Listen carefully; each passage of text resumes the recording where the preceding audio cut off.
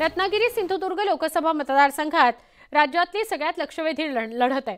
केंद्रीय मंत्री नारायण राणे आणि विनायक राऊत यांच्या लढतीकडे देशाचं लक्ष आहे।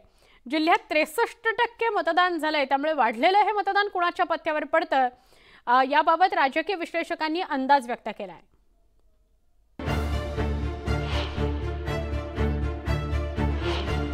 भाजपनं थेट केंद्रीय मंत्री नारायण राणे यांना मैदानात उतरवल्यानं रत्नागिरी सिंधुदुर्ग लोकसभा मतदारसंघातली निवडणूक ही थेट राष्ट्रीय पातळीवर गेली। तर शिवसेना ठाकरे गटानं सुद्धा 2 वेळेला खासदार राहिलेले विनायक राऊत यांना तिसऱ्यांदा मैदानात उतरवलं होतं। गेल्या अनेक वर्षांपासून शिवसेना लढत असलेला मतदारसंघ भाजपनं त्यांच्या वाट्याला घेतला, त्यामुळे नारायण राणे यांच्यासाठी लढत प्रतिष्ठेची झाली आहे। रत्नागिरी सिंधुदुर्ग लोकसभा मतदारसंघात विधानसभेचे 6 मतदारसंघ आहेत। रत्नागिरीत शिवसेनेचे उदय सामंत आहेत, त्यामुळे नारायण राणे यांना आघाडी मिळण्याची शक्यता आहे। सावंतवाडीत शिवसेनेचे दीपक केसरकर आमदार असल्यानं इथूनही नारायण राणे यांना आघाडी मिळू शकते। कणकवलीत भाजपचे नितेश राणे आमदार आहेत, त्यामुळे या मतदारसंघात नारायण राणे यांना मोठी आघाडी मिळणार अशी चर्चा आहे। चिपळूणमध्ये राष्ट्रवादी काँग्रेसचे शेखर निकम आमदार असल्यानं हा मतदारसंघ राणेंची काहीशी पाठराखण करू शकतो। कुडाळ मतदारसंघात शिवसेना ठाकरे गटाचे वैभव नाईक आमदार आहेत, त्यामुळे विनायक राऊत यांना इथून निश्चित आघाडी मिळू शकते।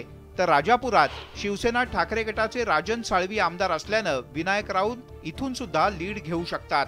उदय सामंत राज्याचे मंत्री आहेत, राज्यातले 3 नंबरचे नेते आहेत। ह्या मतदारसंघात किंवा ह्या पालकमंत्री आहेत, ह्या 3 मतदारसंघात त्यांचा प्रभाव चांगल्या प्रकारे आहे।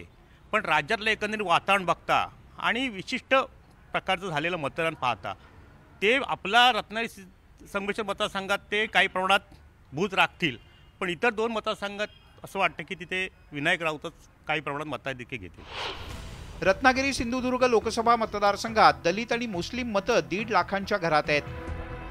ही मतं विनायक राऊत यांच्या पारड्यात पडण्याची शक्यता राजकीय विश्लेषकांनी व्यक्त केली आहे। जातीनिहाय जर मतदान म्हटलं, म्हणजे धर्मानुसार म्हटलं, तर मुस्लिम समाज हा पूर्णतः भाजपला देणार नाही असं बोललं जातं। मुस्लिम समाजाची नाही म्हटलं तरी 1.5 लाखाच्या आसपास मतं आहेत, अधिक बौद्ध समाज, म्हणजे हा जरी सगळा आकडा पकडला तरी 1.5 लाखाचा बोनस कदाचित विनायक राऊतांना मिळू शकतो असं बोललं जातं आहे। अर्थात वस्तुस्थिती आपल्याला 4 तारखेला नेमकी काय ती स्पष्ट होईल। जर सिंधुदुर्गातून जर मोठ्या प्रमाणावर राणेंना मतदान झालं तर हा जो फरक आहे तो कमी होण्यास मदत होईल असं वाटतं। रत्नागिरीतून विनायक राऊत आणि सिंधुदुर्गातून नारायण राणे यांना मोठी आघाडी मिळण्याचं भाकीत राजकीय विश्लेषकांनी व्यक्त केलं आहे। आता राजकीय विश्लेषकांचं हे भाकीत प्रत्यक्षात उतरेल का हे 4 जूनलाच स्पष्ट होईल।